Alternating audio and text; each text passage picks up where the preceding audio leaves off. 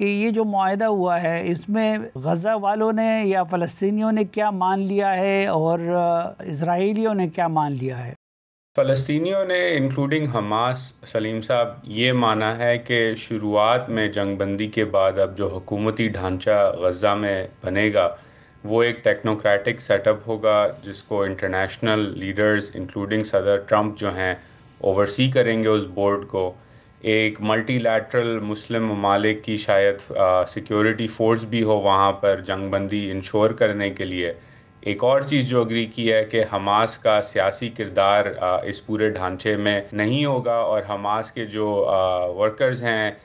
Militants ہیں وہ اپنا ہتھیار ڈال کے ایمنسٹی حاصل کریں گے. اس کے ساتھ ساتھ فلسطینی حکومت جو ویسٹ بینک میں ہے اس کا پورا ایک ریفارمز کا پروسیس ہوگا جس کے بعد آہستہ آہستہ پیلسٹینین اتھارٹی جو محمود عباس صاحب چلاتے ہیں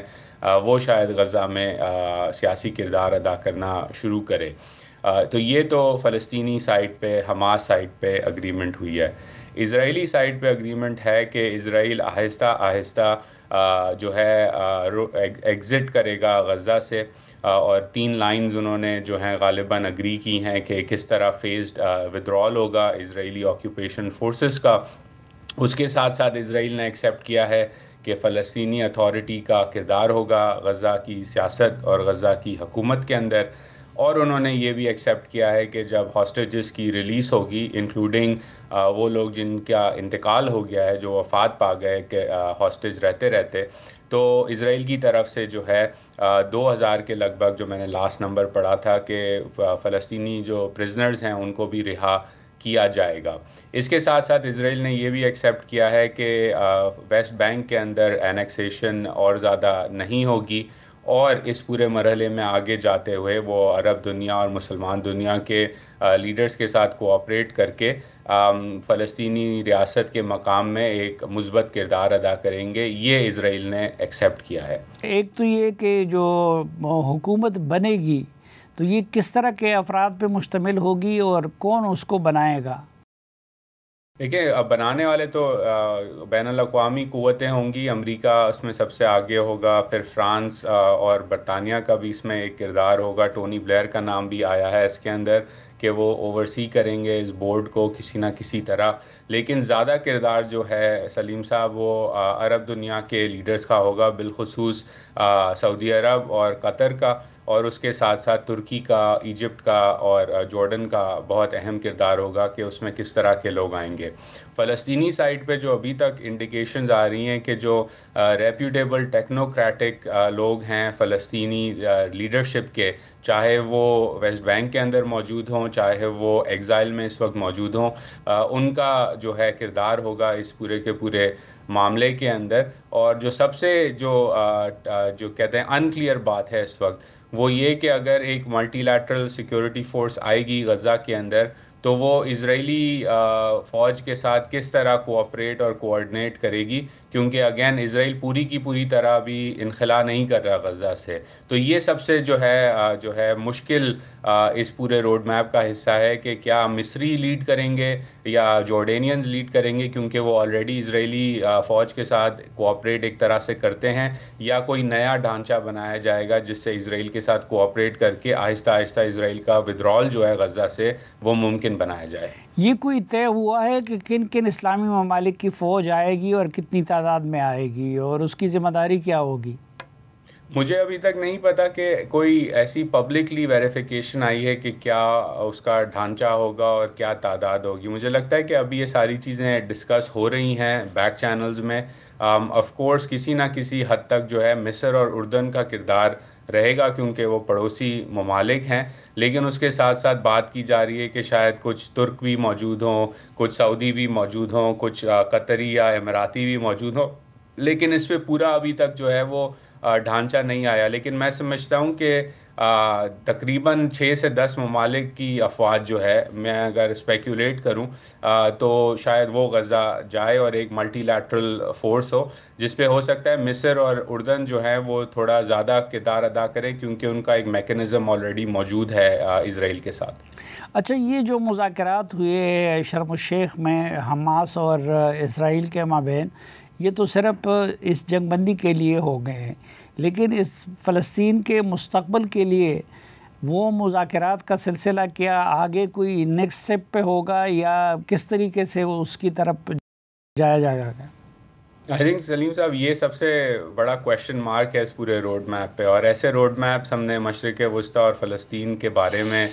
30 40 50 سال سے دیکھے ہیں، اور اچھا روڈ میپ لگتا ہے، اور امید کی کرن ایک ہوتی ہے کہ فلسطینی ریاست بن جائے گی، لیکن پھر معاملات خراب ہو جاتے ہیں، بالخصوص اس لیے خراب ہو جاتے ہیں کیونکہ اسرائیل اپنی آکیوپیشن بڑھاتا رہتا ہے، سیٹلمنٹس بڑھاتا رہتا ہے۔ تو اب یہ دیکھنا ہوگا کہ اس اگریمنٹ کے بعد اگلے 3 سال میں ڈونلڈ ٹرمپ جنہوں نے نیتنیاہو کے ہاتھ مروڑ کے انہیں بٹھایا ٹیبل پہ اور اگری کروایا، کیا وہ اسی طرح ہاتھ مروڑتے رہیں گے نیتنیاہو کا، یا کیا وہ تھوڑے ٹائم بعد بھول جائیں گے اس پورے پروسیس کو، جو کہ کافی امریکی صدور پہلے بھی ایسا کام کر کے پھر بھول جاتے ہیں یا تنگ آ جاتے ہیں، اور پھر دوسری پرائیورٹیز جو ہیں وہ آگے بڑھ جاتی ہیں۔ تو ابھی بہت ساری چیزیں اس میں جو ہیں وہ کویشچن مارک ہیں۔ پہلا جو گول تھا کہ غزہ میں جنگ بندی ہو، غزہ کا جینوسائیڈ ختم ہو، اور اس کے بعد ریکنسٹرکشن اور ریہیبلیٹیشن ہو، فوڈ اسسٹنس آئے، انٹرنیشنل جرنلسٹ کو رسائی دی جائے غزہ میں تاکہ وہ خود جا کے دیکھیں گے کہ کیا بربریت ہوئی ہے وہاں پر،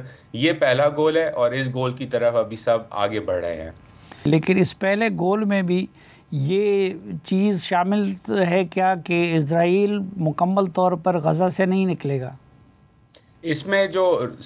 فیز روڈ میپ ہے جو کہ میں نے یہاں ڈی سی میں بھی لوگوں سے بات کر کے سمجھنے کی کوشش کی، اس میں کافی کلیئر وہ کہتے ہیں کہ پورا کا پورا انخلاء روڈ میپ کا حصہ ہے، لیکن اس انخلاء کے لیے کچھ چیزیں جو ہیں وہ طے پانا ہوں گی، اور ہر سکسیس کے بعد آہستہ آہستہ اسرائیل جو ہے وہ انخلاء کرے گا، نمبر 1۔ تو اس پہ پھر میرا سوال یہ بنتا تھا کہ بھئی اس کی گارنٹی کون دے گا؟ تو ان کا ویو تھا کہ جو انٹرنیشنل بورڈ اوورسی کرے گا انکلوڈنگ صدر ٹرمپ، وہ اس بات کی گارنٹی دیں گے کہ اسرائیل انخلاء کرے گا، اور اس کے ساتھ ساتھ دوسری جو گارنٹی ہے جو اور زیادہ اسٹرکٹلی باؤنڈ ہے کہ اس پورے مرحلے میں انخلاء ہوتے ہوتے ٹائم تو لگے گا، لیکن اس ٹائم میں اسرائیل غزہ کے اندر کوئی بھی سیٹلمنٹ نہیں بنائے گا، اپنی کالونیز نہیں بنائے گا، اور اس کی گارنٹی امریکہ نے دی ہے۔ اچھا، اس کی گارنٹی امریکہ نے دی ہے، تو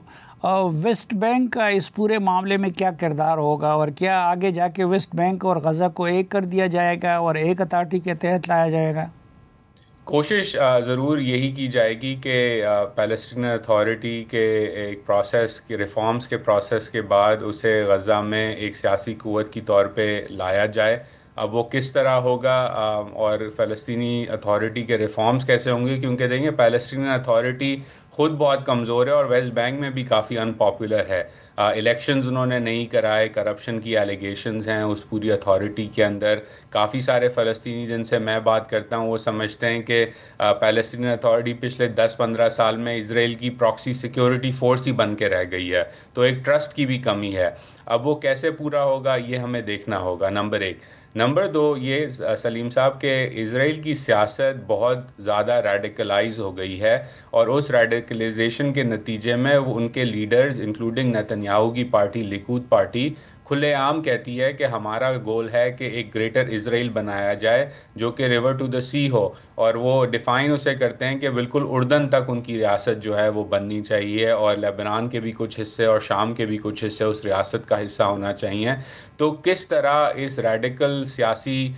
نظام کے ساتھ نیگوشیٹ کیا جائے گا اور اسے کہا جائے گا کہ ایک فلسطینی ریاست آپ نے بنانی پڑے گی، یہ سب سے مشکل کام ہوگا انٹرنیشنل کمیونٹی کے لیے، کیونکہ جس طرح اسرائیل کی سیاست ریڈیکلائز ہوئی ہے، مجھے نہیں لگتا کہ کوئی بھی سیاسی لیڈر اسرائیل کے اندر اپنے لوگوں کو منوا سکے گا کہ اس پروجیکٹ کا وقت اب ختم ہو گیا ہے اور ہمیں ایک فلسطینی ریاست بننے پر آمادہ ہونا پڑے گا۔ نہیں تو وہ جو گریٹر اسرائیل کا منصوبہ ہے اس میں فلسطین کی بطور آزاد ریاست کی کوئی جگہ ہے؟ بالکل بھی نہیں ہے، یہی سارا مسئلہ ہے۔ تو یہاں پر بھی جو لوگ ہیں جو اس چیز کو فالو کرتے ہیں واشنگٹن میں، وہ یہی کہتے ہیں کہ اگر آپ گریٹر اسرائیل بناتے ہیں تو آپ جو ہیں ایک جمہوری ملک نہیں رہ سکتے، کیونکہ گریٹر اسرائیل میں ڈول سٹیزنز ہوں گے، فلسطینی اور عرب جو رہتے ہوں گے ان کا ایک مقام کم ہوگا اور یہودی اسرائیلیوں کا مقام زیادہ ہوگا۔ تو یعنی کہ اگر آپ نے یہودی ریاست رہنا ہے اور اس کے ساتھ گریٹر اسرائیل بنانا ہے تو پھر نتیجہ اپارتھائڈ سٹیٹ ہے، اور اگر آپ نے جمہوری ریاست رہتے ہوئے یہودی ریاست بھی رہنا ہے تو آپ نے فلسطینی ریاست کو بنانا پڑے گا. اور یہی لڑائی جو ہے اس وقت چل رہی ہے اسرائیل کے اندر بھی. لیکن میجورٹی جو اس وقت نظر آ رہا ہے وہ یہ کہ وہ گریٹر اسرائیل کے پروجیکٹ کے حامی ہیں, چاہے اس میں آئسولیشن ہو جائے, چاہے اس میں وہ اپارتھائڈ اسٹیٹ بن جائیں, چاہے وہ ایک پرایا اسٹیٹ بن کے دنیا بھر میں جو ہے اپنا نام جو ہے وہ گرا دیں اور زیادہ اس جینوسائیڈ کے بعد. اور بیت المقدس کا کیا مستقبل ہوگا؟